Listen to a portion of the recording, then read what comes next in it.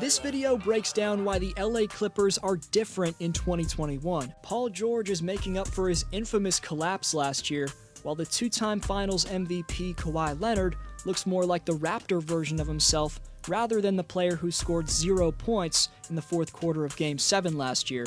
You're about to see a breakdown of that, and stay tuned to find out every reason for why the Clippers shouldn't be slept on. Only 20% of my audience is subscribed, so if you haven't already, pressing that sub box would show a great amount of support for this content. Either way, thanks the world for tuning in. Comments or shout out to John, who says he's unsure if the Warriors will make the playoffs, but with Curry healthy, we'll see what they're about. Thanks for the great take, John. Next video shout out question is coming up. You may be surprised about the belief I'm showing in the Clippers, because when it comes to second team All-LA, most people are feeling like this. Charles Barkley really said the Clippers weren't contenders. Well, let me tell you something, Manuel. I've been poor, I've been rich, I've been fat, I've been skinny, I've been old, I've been in the Hall of Fame, and one thing I can always tell you, the Clippers have always sucked. I can't blame Charles for having that take, because the majority of fans and media have rightfully stopped taking the Clippers seriously after their choke job in the second round last year. At first, I felt the same way as Chuck, because the West is absolutely stacked this year, and the Clippers just seem cursed. And before breaking down for you why Kawhi and PG are different this year, we quickly have to take a trip down memory lane to a dark time for Clipper fans. In a closeout Game 5 with merely 14 minutes left, up 3-1 in the series, second team All-LA had a 14-point lead with 1 minute left in the third quarter. They'd give up that Game 5 lead in a split second, falter an 18-point second-half lead in Game 6, and then in Game 7, Kawhi Leonard scored 0 points in the fourth quarter, and Paul George clanked a corner three-point shot off the side of the backboard. And that infamous shot was something PG would get absolutely roasted for. Clippers fans burned his jersey, and seemingly every player was tweeting about LA's monumental choke job. The nickname Pandemic P rose from the ashes of the apparent death of his production, and because of all that hate, according to ESPN, Paul George says his opponents are chirping him more this season. But despite going through hell in the bubble, here's why I think PG will come out of it strong and bounce back in a big-time way in these upcoming playoffs. Since Paul announced he was back with his old trainer right before the season started, he looks like a completely different player. The trainer George has returned to is who he was working with in 2018-19 with OKC, a year where he was first-team All-Defense, first-team All-NBA, while being a top MVP candidate. And the improvement in this year's regular season has been evident, as George's true shooting percentage is at a career-high 61.5%. Also, compared to his first campaign in LA, his stats have significantly elevated across the board. It's one thing that Paul's shooting mechanics and ball handling look far more polished, but it's the motivation factor that's going to make the 7-time All-Star, I believe, a different animal in these playoffs. We sometimes get lost in the advanced stats and don't take into account the mental aspect of basketball, because while George's teammate, the fun guy Kawhi Leonard, rarely shows emotion, conversely, Paul George, ever since his days throwing down posters as an up-and-coming kid with the Pacers, has always let his emotions do the talking. That may have cost him when it mattered most in 2020, but don't forget who we're talking about here. Paul George has dealt with a ton of adversity throughout his career. He's bounced back to all-star form after suffering one of the most gruesome injuries in league history. And early in his career, he wasn't some instant superstar in this league. He averaged under 8 points in 20.7 minutes per game as a rookie. But after being thought of as simply just some young role player, he worked his way up through the Pacers system and became one of the most likable up-and-coming young stars the game had to offer, winning the MIP in 2013 and leading the Pacers to the conference finals that year.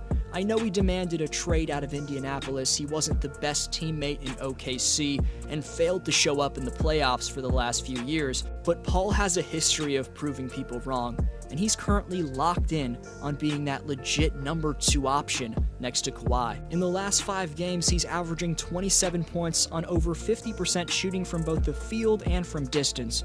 More on PG coming up, but the Clippers have now stole the fun guy Kawhi Leonard and Mafuzi chef Serge Ibaka from the Toronto Raptors. Before he went down with a back injury, Serge was more than making up for the free agency loss of Montrezl Harrell, as LA has heavily benefited from the three-point shooting presence and rim protection of Ibaka.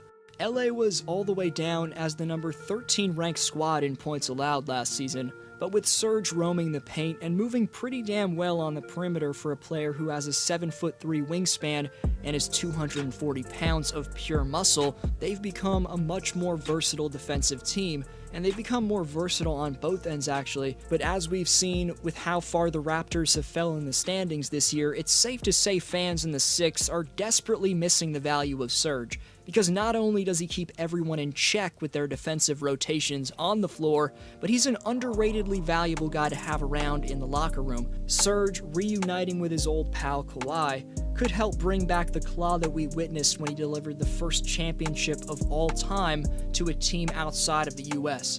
It's easy to forget, but just 2 years ago in the 2019 playoffs, Kawhi cemented himself as an NBA legend, hitting miraculous, once-in-a-lifetime game-winning jumpers. What he did for the previously hailed LeBronto Raptors was generationally great, and now he has a chance to do the same for the currently cursed LA Clippers. The trade of Lou Williams in exchange for the all-time great passer and two-time NBA champion Rajon Rondo was an excellent one for Lawrence Frank and the Clipper front office. Williams was a defensive liability and a bit of a ball stopper, to be honest, and since LA acquired Rajon, they're undefeated up to this point. What Rajon did against the second-seeded Phoenix Suns was special, as in only 19 minutes he dropped 15 points, including 3 three-pointers, 9 dimes, and a steal.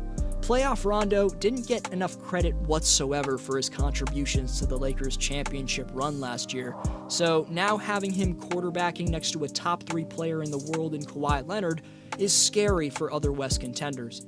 Next, we'll look at if the Clippers are title favorites, but first, I can't forget a crucial element to why LA is different this year: the chemistry of Paul George and Kawhi Leonard, not just offensively, but PG and Kawhi are 2 of the best wing defenders of all time, as their combination of lockdown ability relates to Michael Jordan and Scottie Pippen in their primes.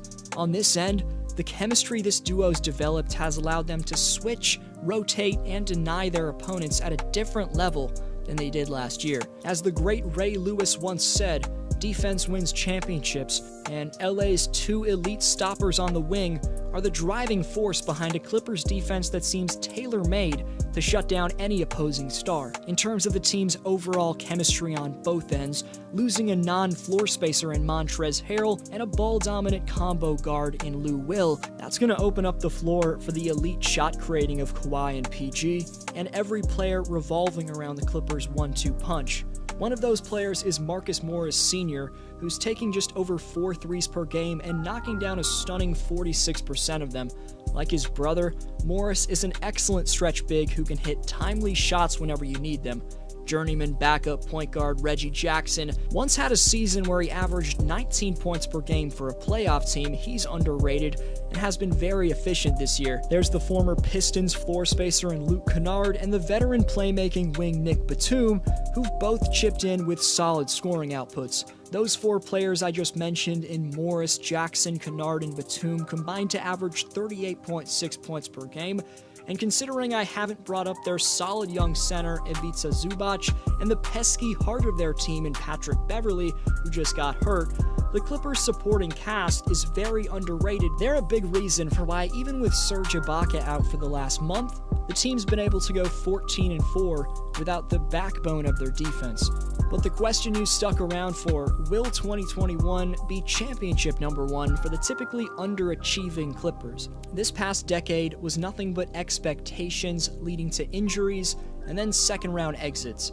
As I mentioned, Beverley's going to be out for 3 to 4 weeks, but it's not like he'll miss the playoffs, and if anything, this is going to allow George and Leonard to take on more of a playmaking role, which could ultimately be good for the team's continuity.